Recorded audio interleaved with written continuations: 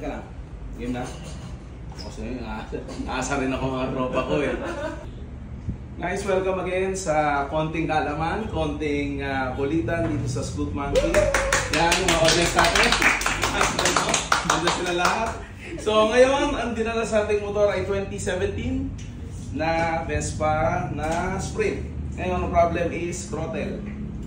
So paano malalaman kung paano malalaman kung ang throttle ay palitin na pag tinwist po siyang ganyan, hindi na bumabalik.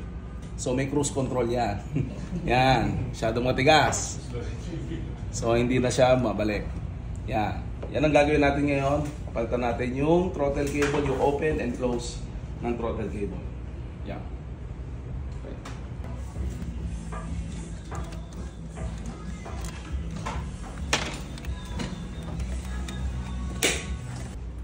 So ito yung dalawang cable na papalitan natin.